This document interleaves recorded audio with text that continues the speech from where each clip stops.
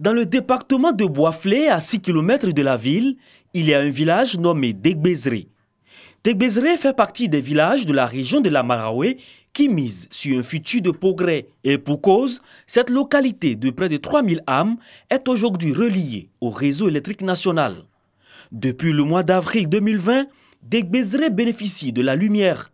Pour les populations, c'est un signe de progrès, un grand pas sur la route du développement et surtout, opportunité pour chaque habitant de ce village d'assurer sa propre réalisation. Avant, on travaillait sur les torches, on veillait sur les torches. Le coin est électrifié, maintenant ça nous arrange. Souvent même vers les 18h, 19h, 20h, ils travaillent. Et puis avoir plus le temps pour la clientèle. Quand il m'a payé la glace là, toujours il paie. S'il a envoyé courant ici, il ne doit pas payer les glaces encore. Toujours c'est direct avec le congélateur.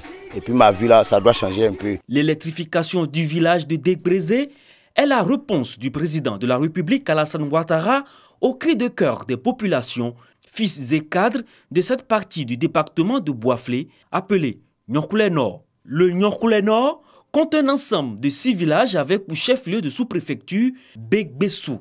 Ensemble, tous ces villages ont été électrifiés dans le cadre du programme social du gouvernement PS-Gouv. Degbezré électrifié, une très longue attente des populations aujourd'hui comblée. Reste maintenant le défi du raccordement de chaque habitation qui exige un abonnement à la CIE. En 2 mois, Degbezré, Mwanzanou, Pakodji, Bouita, Tchikekro, Lotanzia, Koubi et Saint-Membo ont été électrifiés. Nous ne pouvons que dire merci au gouvernement en place. Nous sommes reconnaissants face à ce acte. Nous allons voir peut-être les gens qui peuvent, les hommes d'affaires, ceux qui veulent travailler avec le courant, peuvent venir s'installer, tels que les mécaniciens, les soudeurs, tout se fait en électrification. Donc là, ils peuvent venir s'installer. Comme ça fait le développement du village. Nombreux habitants de Degbezré se sont inscrits pour l'obtention d'un compteur, un défi parmi les nombreux que doit relever le village, entre autres le renforcement de l'offre en eau potable, l'extension de l'école et le reprofilage de la route Degbezré-Boiflé jusqu'à Lotanzia et Kossou. Contribuer efficacement à la riposte contre la pandémie à coronavirus dans le Haut-Sassandra et dans d'autres régions de la Côte d'Ivoire. C'est l'objectif que veut atteindre le Fonds de développement et la formation professionnelle FDFP. Une mission de cette structure a sillonné les villes de Daloa et Séguéla pour sensibiliser les populations sur le respect des mesures barrières.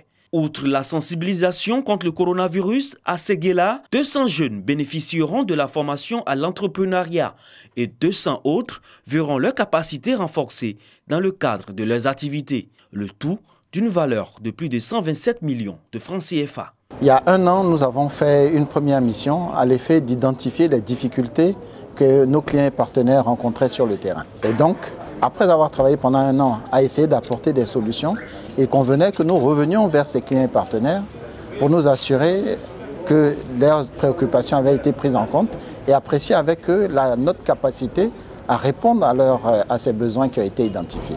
Les populations de Daloa et Séguéla ont reçu un important lot de matériel de lutte contre la Covid-19 et des vivres afin d'améliorer leurs conditions de vie.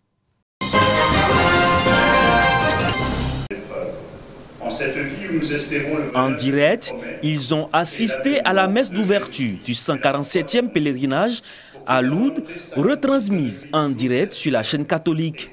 Dans leur retraite au petit séminaire de Benjéville, les membres de l'association Notre-Dame du Salut ont marqué ce moment. Ils se sont mis dans les dispositions spirituelles comme s'ils y étaient. Physiquement absents des sanctuaires de Lourdes à cause de la pandémie du coronavirus, ces habitués des sanctuaires de Lourdes ont été édifiés par l'évangile du jour tiré du livre de Saint Matthieu, invitant le chrétien à accueillir et à vivre de la miséricorde de Dieu. La Vierge Marie, dès sa conception, elle est immaculée, elle est sans tache, elle est sans péché. Bon, elle a été choisie par Dieu pour pouvoir faire son œuvre ici-bas. Par elle va naître le Verbe, Jésus-Christ. Par elle, Dieu se fera présent en notre monde. Sous la direction du père Simon-Pierre Koné, les membres de l'association Notre-Dame du Salut sont entrés dans une démarche spirituelle à l'imitation de Bernadette à Lourdes, où la Vierge leur a paru, l'invitant à la conversion. Ils sont aussi invités dans le prolongement de la célébration de l'Eucharistie à raffermir leur foi, ouvrir leur cœur à la miséricorde du Seigneur par la prière de Notre Père, mais également la dévotion à Marie qui intercède auprès du Père. À compter de ce jeudi jusqu'au samedi 15 août, jour de la célébration de l'Assomption, ces chrétiens vont opérer un cœur à cœur avec Marie dans l'esprit du pèlerinage à Lourdes. Ici à Benjerville, au centre d'accueil qui nous reçoit, nous avons également pratiqué ceci en ayant avec nous des pierres que chacun détient dans sa paume. Et nous avons entrepris cette démarche en marchant devant la grotte et en méditant et en priant comme l'on fait avec les mêmes prières, les mêmes paroles que nos frères ont fait à Lourdes. Généralement, on partait avec 130-150 pèlerins. Cette année, nous sommes limités à une trentaine de pèlerins.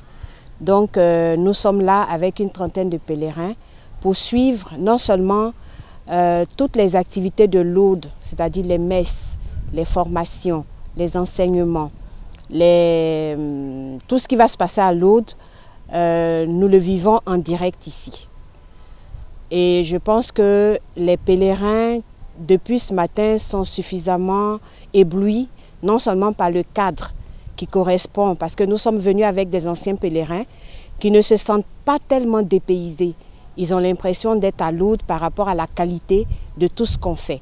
Le pèlerinage à Lourdes cette année 2020 n'accueille aucun groupe de la Côte d'Ivoire en raison de la pandémie liée au coronavirus.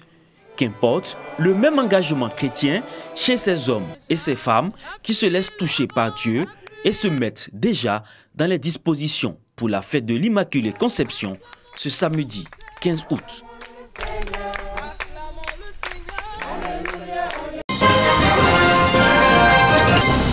C'est la cour de la sous-préfecture de Guibéroua qui accueille la célébration du 100e anniversaire de l'indépendance de la Côte d'Ivoire. Une commémoration qui a mobilisé la population de cette localité dans le strict respect des mesures barrières, et ce en présence des élus et des cadres de cette localité. Pour le sous-préfet de Guibéroua, cette célébration intervient dans un contexte de pandémie à la Covid-19.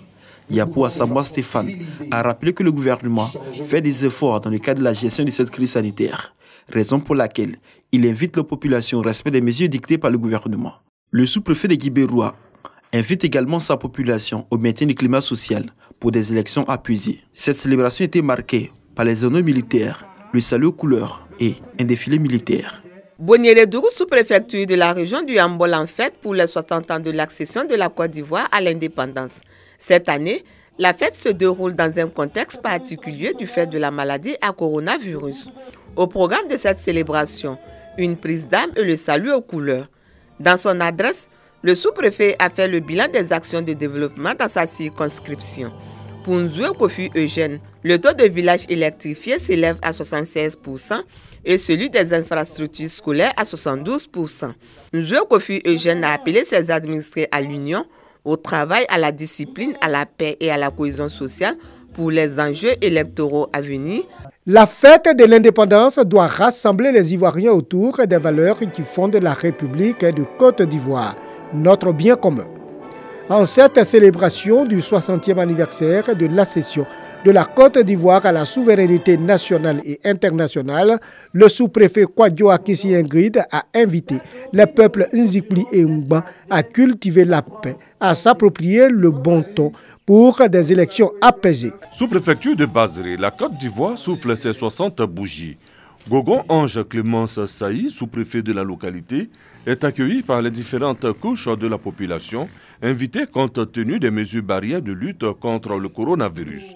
Le salut aux couleurs, l'adresse à la population, élections apaisées, le coronavirus, Gogon Ange Clémence Saï a fait le tour d'horizon.